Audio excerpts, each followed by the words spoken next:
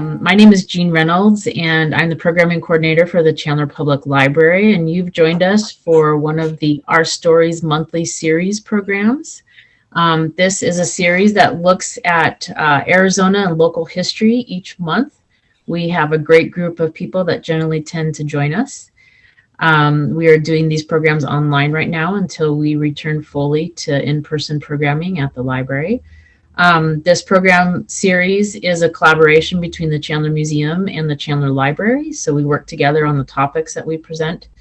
And we are also partially funded by the Chandler Friends of the Library, which is undergoing a giving campaign like many nonprofits are doing right now. So don't forget to contribute to the Chandler Public Library, Friends of the Library. With that, I would like to introduce Eduardo Pagán. Thank you for joining us today. I'll give you a little bit of background on him. He works at Arizona State University in the School of Humanities, Arts, and Cultural Studies, and he's the Bob Stump Endowed Professor of History, so he has a prestigious title to his name. And he worked on PBS's History Detectives television series from about 2008 to 2013. So he has quite a bit of experience under his belt. I am going to let him just introduce himself a little bit. And then as an author, talk a little bit about your work that you've done, what's your area of interest. And I know you have an intriguing topic that you're working on next. So tell us a little bit about that, and then we can get right into your presentation. All right, thank you, Jane. So I just want to say welcome. Thank you for tuning in. Very, very quickly. So I'm a professor of history at Arizona State University, as Jean said, and my focus isn't on the American West. So that's my area of specialty. I love telling Arizona stories. Arizona, from my perspective, and I think you share that as well, is rich in history and rich in stories that are not often told. When people think of the West, they don't always think about us. They think about other parts. And so that's really my passion, is really Arizona history. Just very quickly, in terms of books that I published, my first book was on the Zoot Suit Riot of 1943 in Los Angeles. And there was a murder trial that occurred before that riot. So it deals with the murder trial. So it looks at kind of the changing social relations in World War II, and actually try and solve the murder trial. To this day, it's officially unsolved, about how a particular young man died that then kind of fed into this larger moment of social crisis. I published a couple books on Arizona history, photograph books. And so it was Photos of Phoenix. I should remember the title. Historical Photos of Phoenix. And it's what I did is I used photographs as kind of lenses into the past. It's the closest thing that we have to time travel that I know of. And so it's fascinating to use photographs as historical documents and really try to get into the context and the setting and the event of a number of photographs. And so there are a couple books, one's hardback and one's paperback.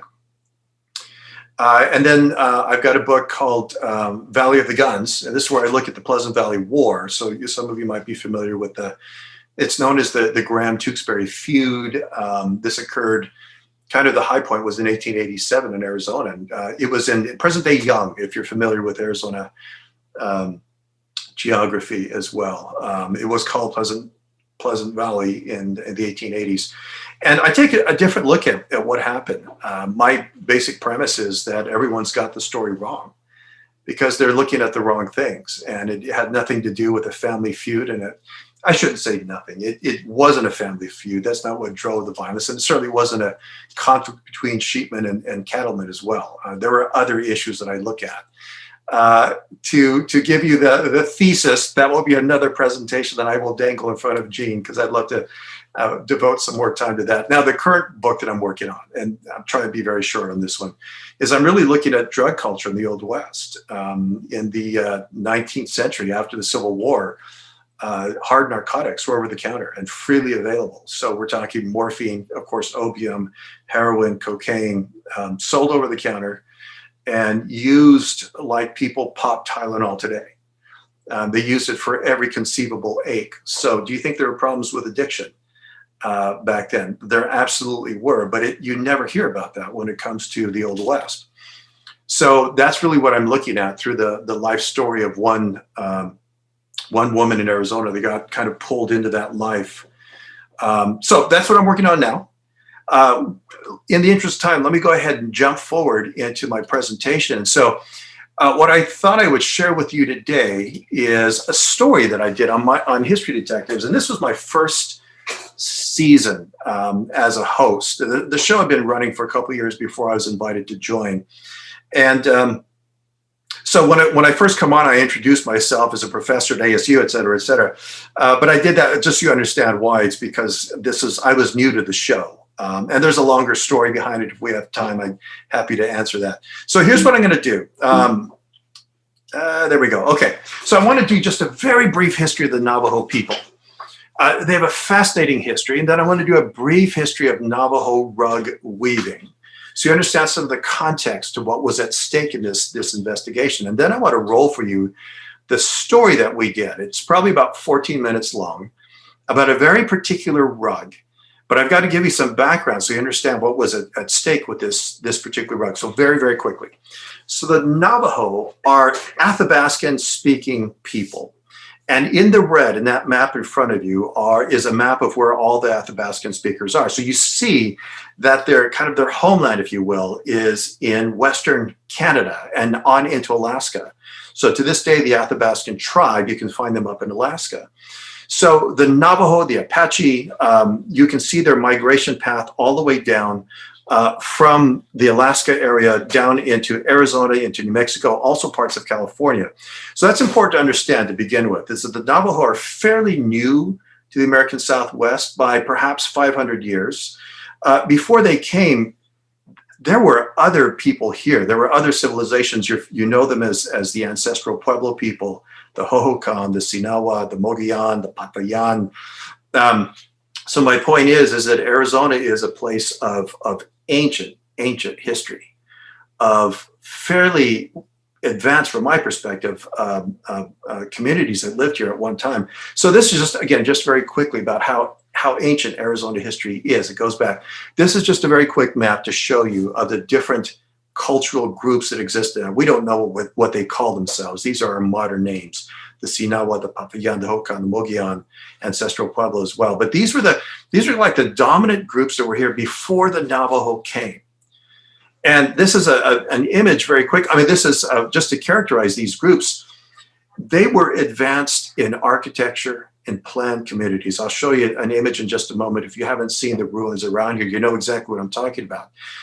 Many of these cultures, whether we're talking about the Papayan or the ancestral Pueblo, they had great houses, they had kivas, sport complexes as well. And in addition to that, this is what I find most interesting, is they had vast trade networks that allowed goods to travel for hundreds and hundreds of miles. And it wasn't just goods, but it was also knowledge and information. This is one of the ways in which they learned about what was happening far beyond what is now Arizona, right? Now, in order for these planned communities to exist, they had to have complex social, religious, and political organizations. You just don't build a stone structure that will last for centuries just because you've got nothing else to do. It requires labor and planning, forethought, knowledge. I mean, all these kinds of things that I marvel at to this day. And the last thing I want to say, and you know this as well, as the Salt River Valley, as well as these other areas in Arizona, used extensive agricultural techniques, irrigation, floodwater control. These were essentially man-made streams. Why did they use it? Was to grow things, right? And in order to grow things, again, you have to have fairly complex organizations, social structures, and religious structures, and so on. So this is just a very quick image of Mesa Verde up in Colorado. You're familiar with these images. The circles, again, I'm sure you know this. The kivas, these are sites of worship that existed. These were the ruins that the Navajo encountered when they came into Arizona. And that's my point, is that when they came to Arizona somewhere around 1400 AD, Arizona was already an ancient and settled place. And so the Navajo settled in the Four Corners area. Again, you're familiar with this, in the site of many of the ancient Pueblo dwellings. Now, Let me tell you a very interesting story, again, by quick background of when Europe first discovered Arizona. And it was originally a land that they called the Pacharia. So let me tell you the story about the lost Spaniards. And I love this story, but I'll try and just kind of skim over this very quickly. But again, one of the things I find so fascinating about history is that, like, the more you dig, the more interesting the story becomes, at least in my mind, right? And so our story about how Europeans discovered Arizona starts in Spain in 1526. And this is when King Carlos V, he authorized Pánfilo de Narváez to claim the Gulf Coast for Spain. Now think about that for a moment. The Gulf Coast, we're talking about the Texas area, Florida Panhandle, all the way over to Texas, right? And so that was the area of focus.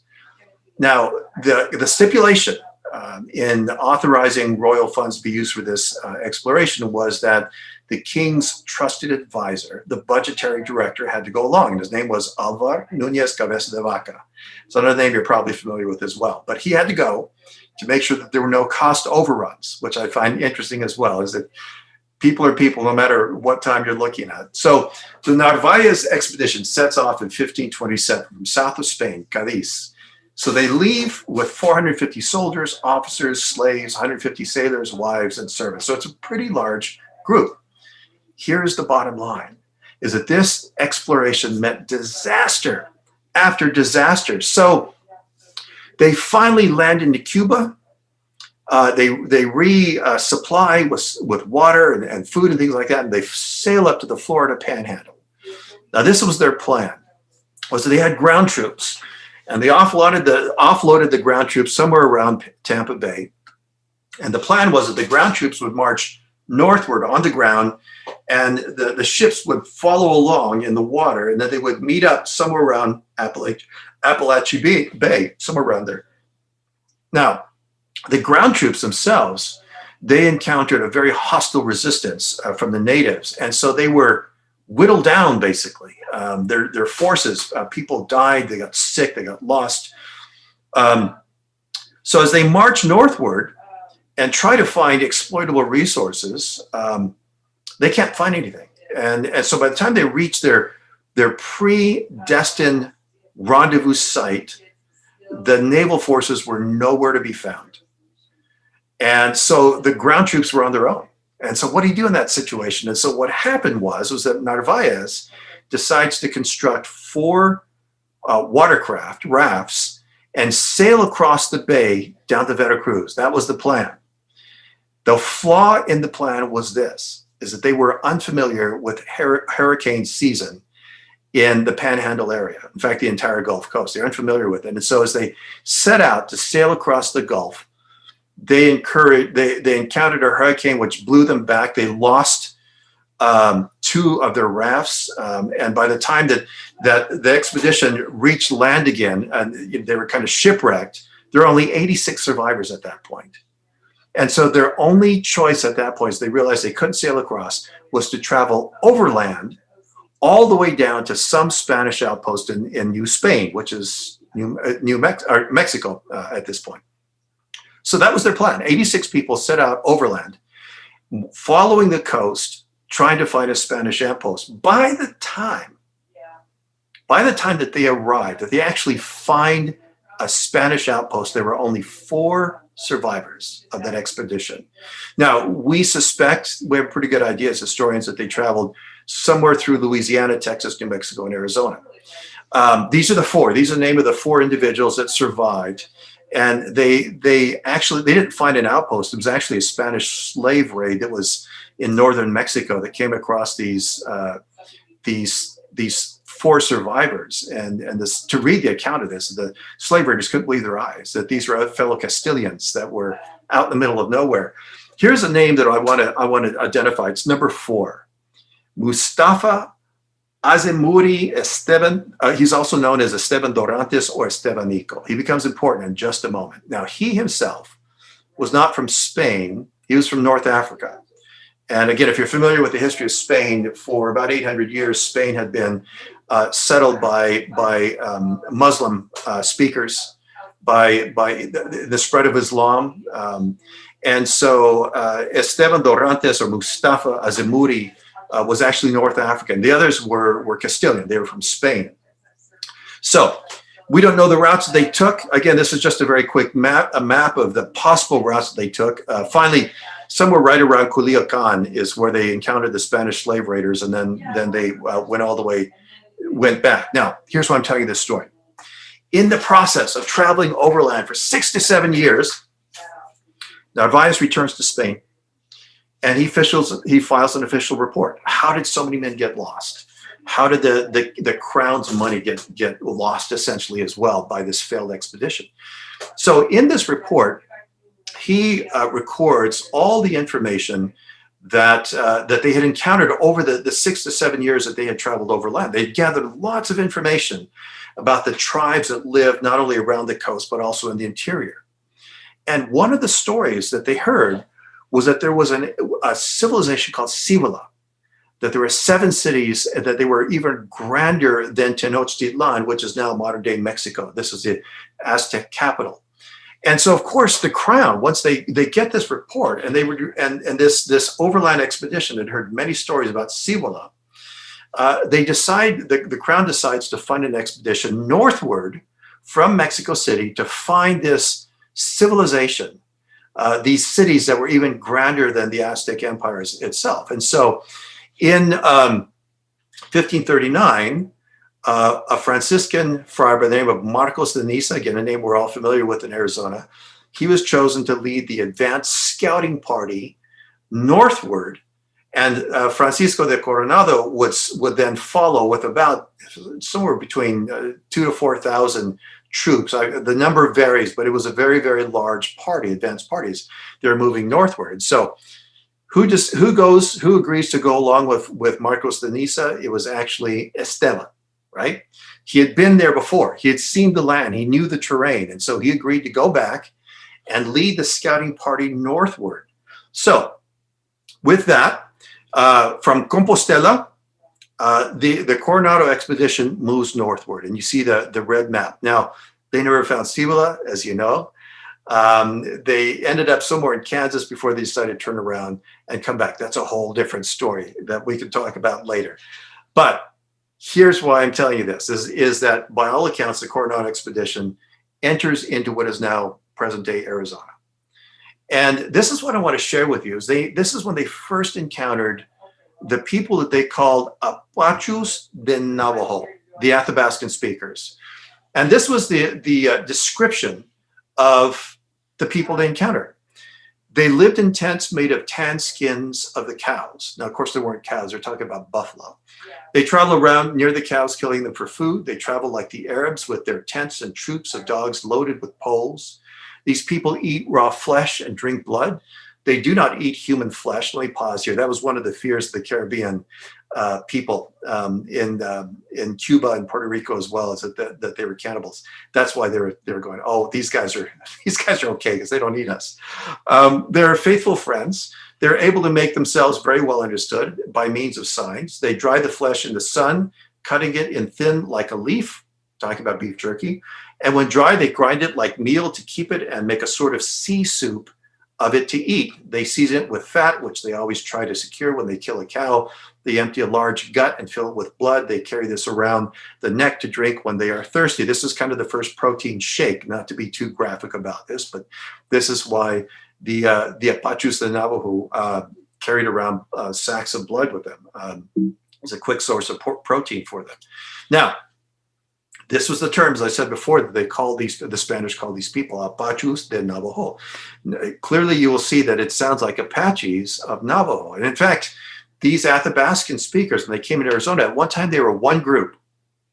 Now, over time, they divide into two different groups, Navajo and Apache, as we understand them today.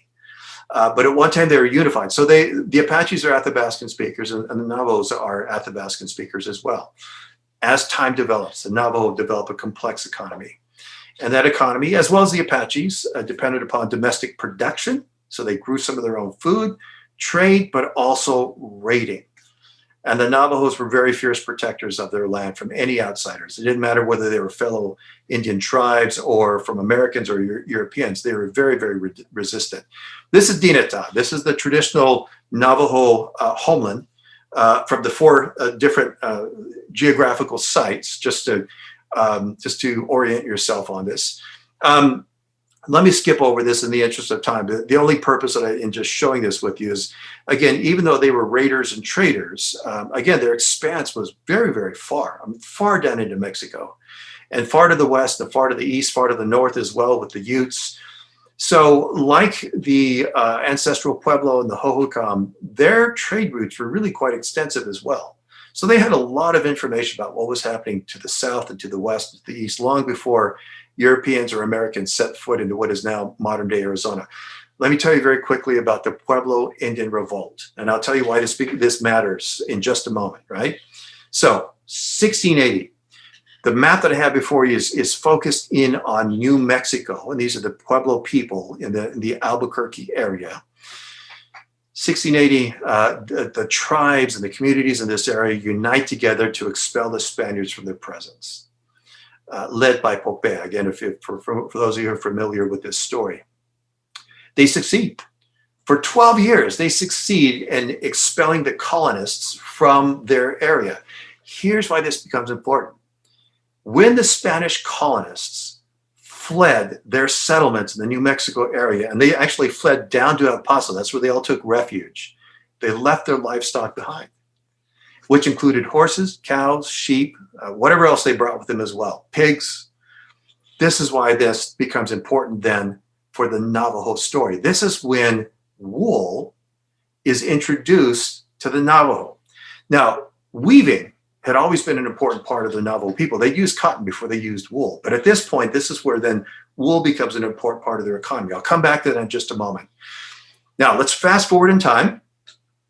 When did Americans first encounter the Navajos? It was really right around the time of the Civil War and afterwards as well, when Americans began to move into the Arizona Territory in larger numbers. In the antebellum period, before the Civil War, there were still trappers in here, but they weren't in large numbers.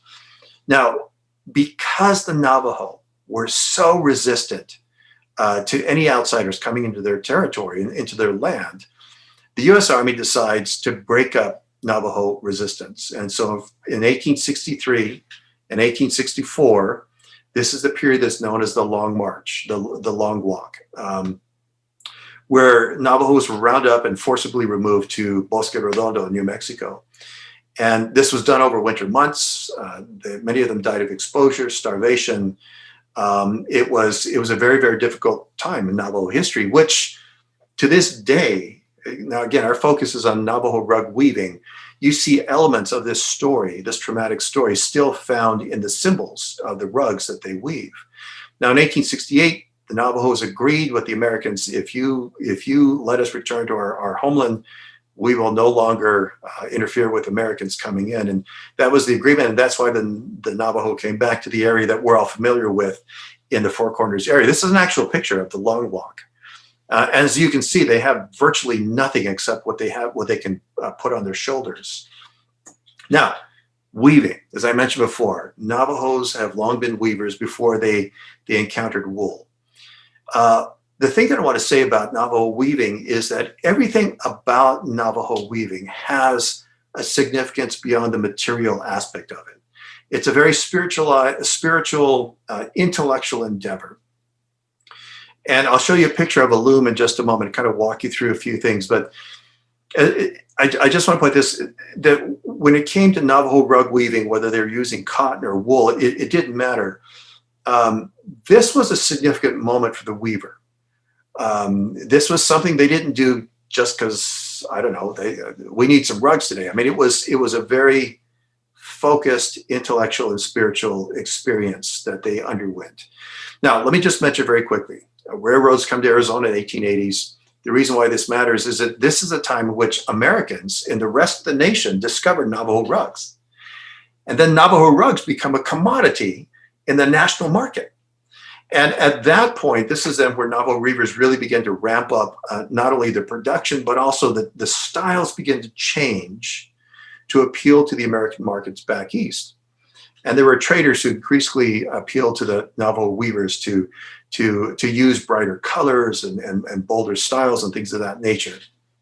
Let me mention this very quickly about Navajo weaving. I want to come back to this very quickly. As I said before, it's always been an important part of Navajo life and culture. In their cosmology, in their belief system, weaving was a gift of Spider Woman. Now, I appreciate it in invoking that term now in 2021 America. People immediately think about Spider-Man. It was nothing like that. Spider Woman was simply a title for the deity who wove the fabric of the universe. So she has a very, very important part in the Navajo cosmology. This rock is actually Spider Rock. This is a sacred site. She is believed to occupy this space among the Navajo as well.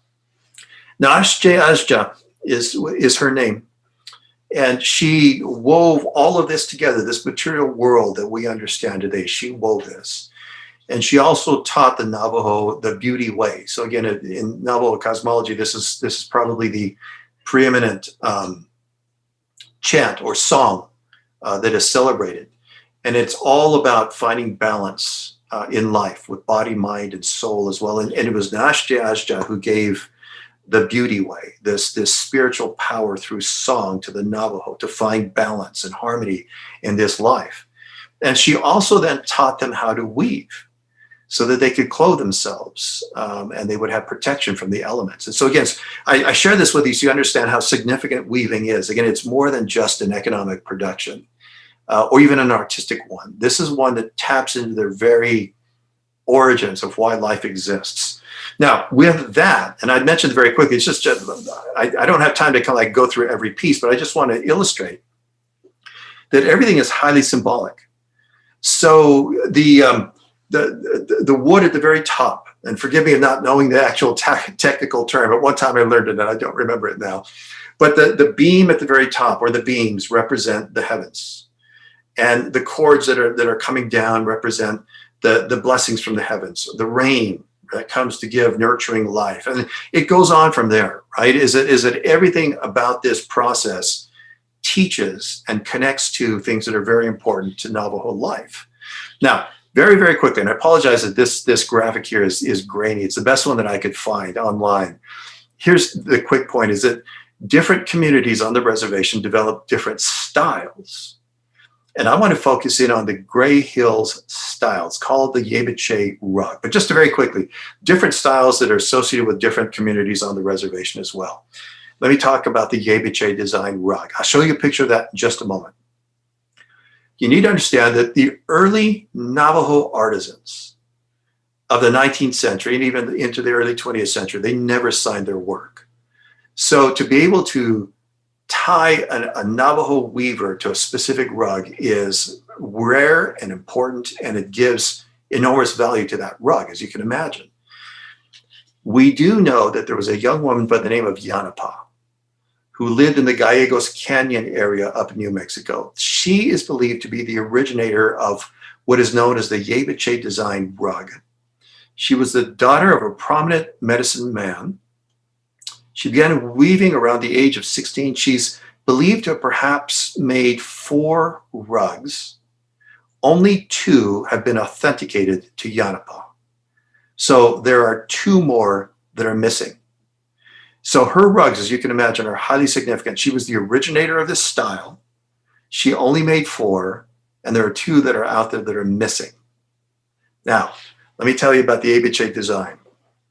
To this day, they're fairly controversial among traditional weavers. The Yebiche are human representations of the Yei. The Yei are deities. They are non-human entities. They are things that are greater than just you and I as human beings. The Yei can be a spirit, a god, a demon, can be a monster as well. But again, they're somehow extramortal. And the Yei also have a significant part in kind of our existence. They help us, sometimes frustrate us, but they are deities. Now, in Navajo belief, the power of the Yei can be invited to a sacred space through representation of them. So sometimes it's human impersonation of the Yei. Sometimes it's drawings, and this is why sand paintings are done as well. They're done in the shape of the Yei who need to be invited at that moment. And here's the important thing, is that the yei, when you invite their presence, it is never meant to be captured. It must be released at a certain point. This is why sand paintings are done on sand, because after the ceremonies are over, that sand is scooped up and then released to the four corners. So it's something akin to our working with electricity, to use that example for just a moment. Electricity is enormously beneficial to us. I mean, it generates our modern life. It allows us to be communicating at this very moment, right? But if you're careless with how electricity is used, it can be destructive. It can take life. It can create fire. I mean, you understand what I'm saying is, so when you use electricity, you've got to be very respectful of how you use that power. If you are disrespectful, it will harm you, right?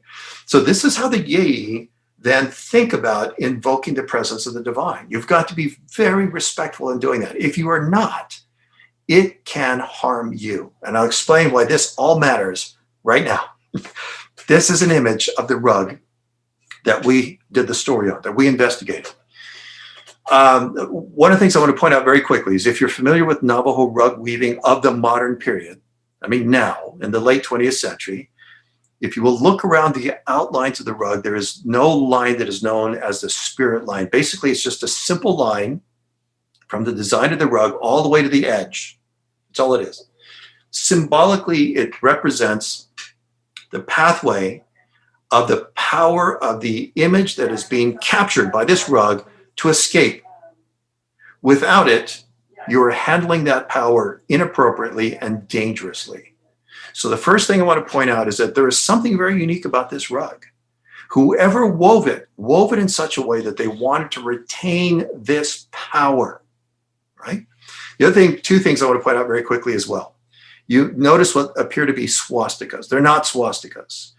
They're known in Native cosmology and Navajo cosmology as the whirling logs, and they represent the power of the microburst that we experience here in the valley from time to time. In other words, it's this destructive tornado, hurricane-like force of the wind. So again, it's not just a gentle breeze that this image is invoking. This is power. This is the power of the elements, of the wind to blow things down and to destroy and to wipe out. Notice in the hands of that central being as well, those are lightning bolts. So what is being symbolically represented is that central figure is a very powerful figure. Feet and hands have the power of the microburst, and in the hands of this warrior, and we know it's a warrior because of the feathers, 3 feathers, lightning bolts as well. So think like Thor, for example, and I don't mean to diminish it in any kind of comparison, but just to use a modern example of something that we're all familiar with. The other things I want to point out very quickly is that the feathers, eagle feathers, highly symbolic. You see the arrows and those kind of wiggly things, those are bows. These are all war images. So just kind of soak that in for just a moment, that this is designed to capture not only a very powerful being, but it is invoking the symbolic language of war, of destruction. Who would weave that? Why? So here's the story. So Bob Peterson lives in Lompoc, California. Bob Peterson's retired military, and one of his passions is in collecting beaded handbags. So one day he gets on eBay and he sees this rug for sale, $8,000. And there's something about this rug that really captures his fancy, and he gets the money together, he buys it. So he contacted us. And he wanted to know, first of all, is the rug authentic? In other words, is this not a knockoff done in some mill somewhere, but it is actually Navajo to begin with? Is it historic, as it appears? What do the symbols mean, which might tell the story about why this rug was woven? And is there any way then, based on the symbols and the history, to know who the weaver was, right? This is what was at stake at this investigation. Was this, or is this, one of the missing Yanapa rugs? All right, so let me do that. Let me move over then, and I will roll the story. Let me see if I can, give me a second. This is now going to be a test in how I handle modern technology. So I've got the story set up, And we are now going to watch it. Let me just tell you from the outset, I can't maximize the image. I apologize for that. When I do, the video isn't smooth, so I have to keep it in this small box. Our final story examines the mystery behind this unusual Navajo rug.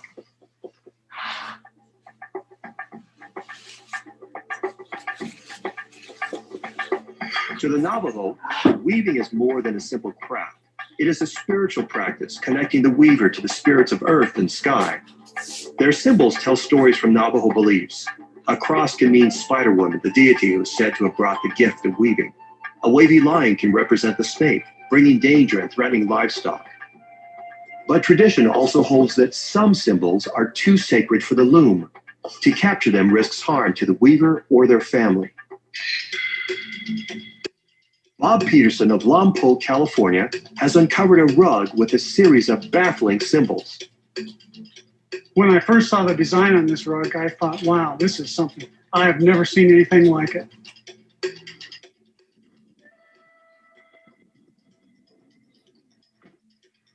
I'm Eduardo Pagán. In my work as a professor of history at Arizona State University, I've done some research on Navajo culture, so I'm curious to see what Bob's discovered. Bob, I'm Eduardo. Welcome. Bob, this is extraordinary. Tell me about it.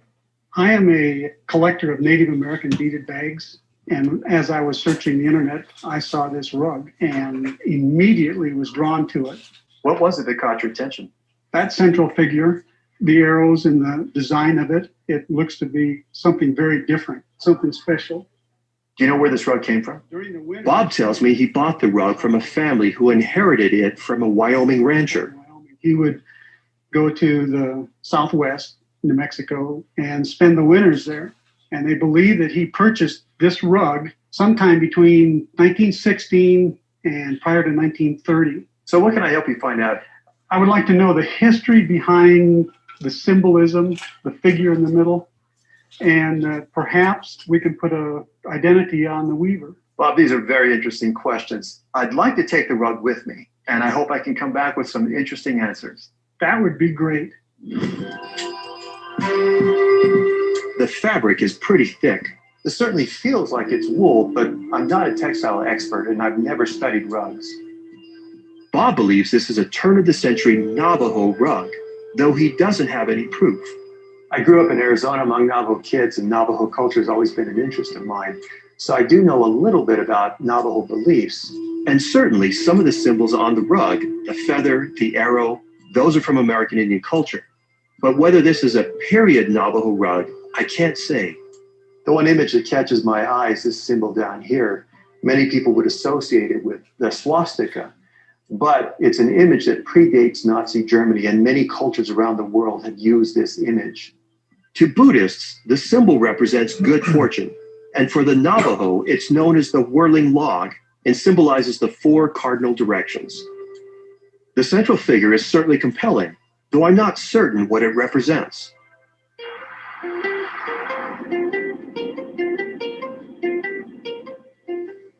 Anthropologists believe the Navajo have lived in the Southwest since the early 1300s. Their first woven works were likely straw baskets. From the beginning, their weaving was connected to their creation stories. In the Navajo creation narrative, the Diné, or the people, were led from the underworld to the Southwest by the holy people. Using sunshine, lightning, and rain, Spider-Man taught the Navajo how to build a loom, and Spider-Woman taught them to weave. Through trade with the Spanish in the 1600s, the Navajo acquired sheep. The neighboring Pueblo Indians introduced them to the upright loom. Navajo-made horse blankets and eventually rugs became the most sought after in the Southwest. I've discovered a lot of helpful information about Navajo rugs, but I'm not finding what I need to know about the symbols. I'm headed to Chinle, Arizona. The Navajo Nation covers 26,000 square miles with land in 3 states. Today, there are over 180,000 Navajo living here. Johnson Dennison is a Navajo medicine man trained in healing songs and prayers. Mr. Dennison. Yes. Yakte, I'm Eduardo. Come on in. Thank you.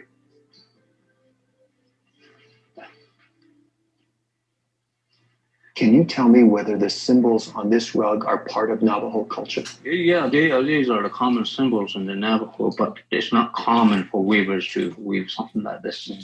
But a warrior who is holding the lightning bolt, and in our mythology, the great warriors of the Navajo people use the lightning bolt to destroy. As you can see, the 3 feathers that he has on the forehead, that is the warrior's plume. He says the figure is known as Monster Slayer, a character who battles evil forces in the Navajo creation story. The Monster Slayer, together with arrows and snakes, are often found in sand paintings, a key part of Navajo healing ceremonies. In the ceremonies, medicine men use colored sand to depict these symbols in elaborate paintings. When that sand painting is constructed, the patient sits on the sand painting for healing. The sand paintings call in protective deities on behalf of the sick. But when the ceremony is complete, the painting and its symbols are destroyed, releasing the summoned spirits. Mr. Dennison explains that these images were never meant to be permanent. Some Navajo could say that should not have been done. But on the other hand, the weavers, it's really up to the weavers to decide what and how they weave. Even though that the weaving of the Yei design are forbidden in the Navajo culture, some people still do. So, Mr. Dennison suggests that to really understand the prohibitions regarding Navajo symbols, I'll need to talk to a traditional Navajo weaver. Crown Point, New Mexico has been home to Navajo weavers for decades. Hi, Bonnie. I'm Eduardo. Oh, yeah. Bonnie Benali Yazzie is a traditional Navajo weaver. Weaving is very important to our Navajo culture because it teaches us the stories, it teaches us the songs and the histories of the Navajo weaving. And it also makes us a whole person again. That's how I usually feel when I finish my rug. I feel like I completed a story. I completed a world. Okay, so now you can... Bonnie has offered to show me the basics. So then I just slide that through. You miss one string. Okay, it's okay. Then... Don't be afraid. Okay, hard? Yes. You're doing good. Bonnie gives the rug a blessing, honoring its weaver and the gods of the 4 directions. Bonnie, what is your impression as a weaver? It's a very powerful rug to me. When I first saw it at a first glance was a black god that represents a protection way. The protection way is one of the traditional Navajo healing ceremonies that Mr. Dennison told me about. He called the figure a warrior, but Bonnie calls it a black god, representing the night sky.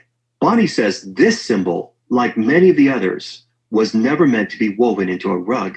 This swirling log, the wind wave, is supposed to have been temporary. It's supposed to have been erased and before the sun goes down, but it's permanent now. The black god, I consider it a holy being, a holy person, because he's holding that lightning.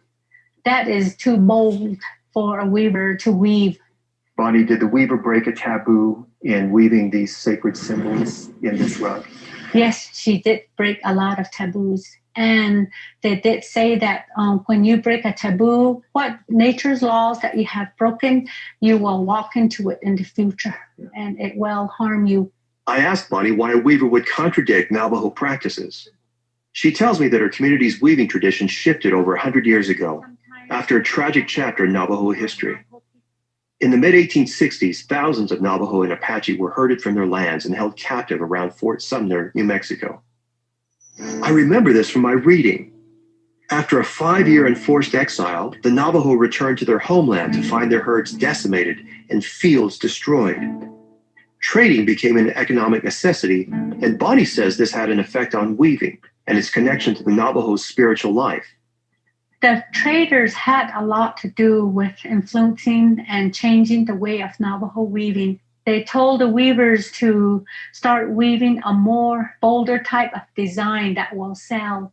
As tourists began arriving on the newly completed Santa Fe Railroad in the 1880s, weavers began producing more colorful patterns. And eventually, around 1910, even rugs with sacred Navajo images. Like maybe even this rug, the trader, maybe influenced this weaver to become bold and weave in what she was not supposed to have woven. Bonnie says that while traders viewed these rugs as a profitable commodity, to the weavers, their work was always sacred. Is there any way for you to know who wove the rug that I'm investigating? I would not know the name of the weaver because the weavers from back then in the earlier time did not weave for recognition. She says that few weavers' names were remembered, but she can guess something about the weaver. I think of a weaver that is really fearless. She's bold. Her family would have told her not to weave that. That's why I think a trader has a lot to do with the Navajo. I would like to know that weaver. Now I'm really intrigued.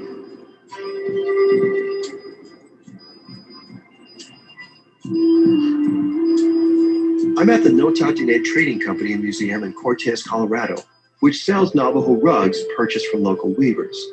They also have a small museum of rare antique rugs. Eduardo, nice to meet you. Laurie Webster is a cultural anthropologist and specialist in Navajo textiles. She recognizes the central figure immediately. Most scholars identify this as a Yebiche figure. The Yebiche is a human who is impersonating one of the holy people in the Nightway ceremony. Is there any way to date this? Well, it's a little bit difficult to date this just on the materials in the rug because it's all hand spun and the dyes are a synthetic aniline dye. And those materials show up in rugs from late 1800s all the way up into the mid to late 1900s. The best way to date this rug is on the basis of its style. Laurie tells me that the whirling log motif disappeared by World War II. Many Navajos served in the military, and the symbol took on Nazi connotations. This is part of a genre of rugs that was made in the Farmington, New Mexico area between about 1900 and 1920. She says after 1920, the style changed. Weavers stopped making the single figure rugs, and a new style featuring a whole row of figures became more popular with tourists and traders. There's probably only about maybe 20 of these that were made. So this is a really rare rug. Is there any way to determine who made this rug? There's very few rugs that actually are associated with a known weaver's name. One of the exceptions is actually rugs that are attributed to a weaver named Yanapa. She is known to have made at least 2, possibly 4 rugs just like this. Yanapa grew up in the Gallegos Canyon area of New Mexico, the daughter of Hoshkletsnitso, a prominent Navajo elder.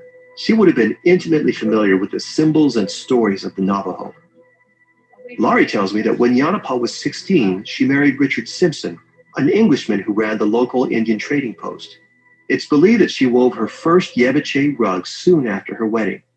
Why would she risk breaking a cultural taboo to weave this figure? Well, it's difficult for a non-Navajo or the non-weaver to really know, but certainly we do know that these rugs were selling for several $100s. And so they were very, very valuable rugs. Now, it's possible that they modified the design in some way to protect themselves. Other scholars have pointed out that perhaps it was safer for weavers to weave a Yebiche, a human impersonator of the holy people, as opposed to weaving the actual deity. Laurie wants to show me a rug on display in the museum's collection. This is one of 2 rugs known to have been made by Yanapa. I believe this rug was made about 1911. So these look very similar. Is there any way that I can determine whether this rug that I'm investigating was woven by Yanapa? Laurie says there are some telltale signs that reveal an individual weaver's technique. One of these is the way the weaver ties her selvage cords. These are these colored cords that run along the edge of the rug. Laurie carefully compares selvage cords and other aspects of the rug's craftsmanship. What Laurie tells me next will thrill Bob.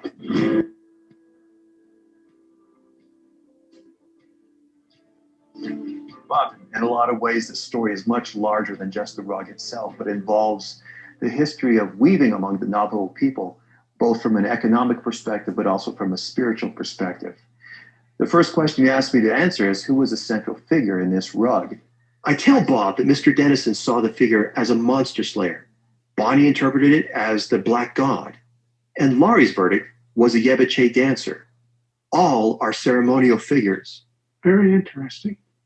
And the weaver that I spoke with shared with me that the images in this rug are so powerful that she would never weave them herself or display them in her home. Amazing. And you also asked me to discover who wove this rug and when. And I have to tell you that these were very tough questions to answer.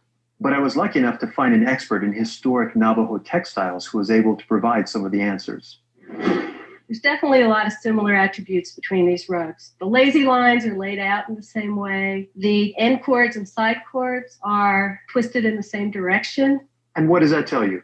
It tells us that we can't rule out the possibility that these rugs were made by the same person and that that person would have been Yanapah. Laurie tells me even if the rug Bob found wasn't made by Yanapah, it was probably made by someone close to her. I tell Bob that this rug illustrates a unique moment in Navajo history. The influence of non-Navajo traders changed the craft of weaving, but rugs made for sale had also provided a commercial lifeline at a time when the traditional Navajo way of life was under siege. What you have here is a very rare and important piece of history.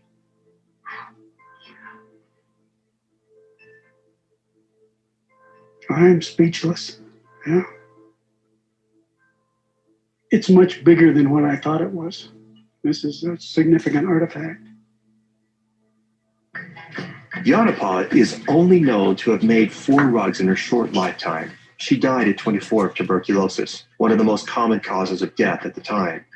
Native Americans are often divided on what to do with these rare rugs. Some believe they should be repatriated or returned to tribal representatives. Others feel appropriate museums are a good home where they can be cared for and exhibited as examples of Native American artistry. Contemporary weavers face their own complex relationship with their work. Some believe Spider-Woman has endowed them with the talent to provide for their families and communities.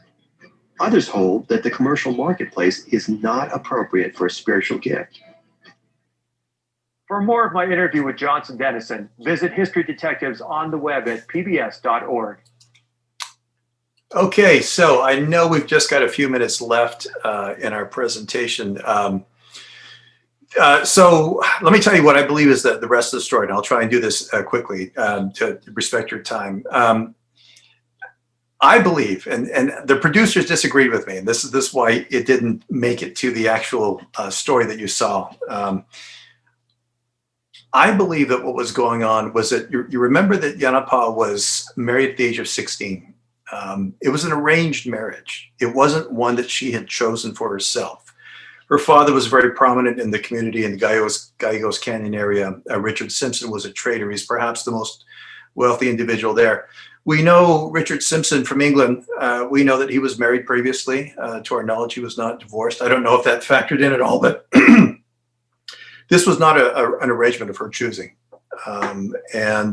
He had his own issues and his own demons. Again, as far as what we know from history, I think these rugs that she wove, particularly the one that we researched, was a cry for help. I think it was an expression of tremendous pain, perhaps even anger. And that we know that this particular rug was never sold in her lifetime. And I don't believe that Yanapah meant to sell this rug. It was only liquidated after she passed away, and that we can trace then the provenance of this rug from Simpson to the cowboy in Wyoming who then purchased it, and then it just stayed in his barn for decades. So we know where this came from, and she never intended to sell it. She always used it for her own private use. And I think this was a way of a young woman who had found herself in a very difficult situation that she didn't want to be a part of.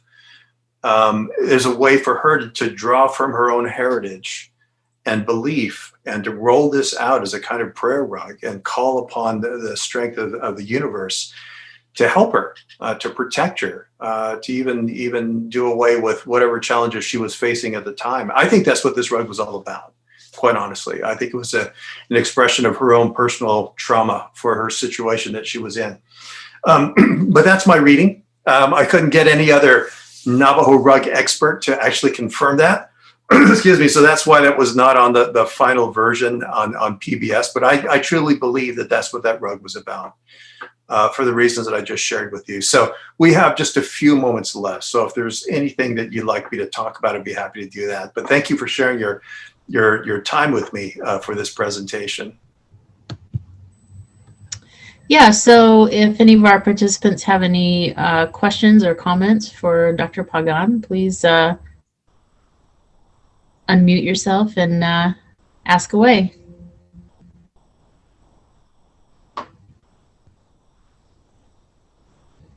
Okay. So, and that's fine if not, let me just tell you a very quick story. When Bonnie invited me to weave a little bit of that rug, I was taken completely by surprise.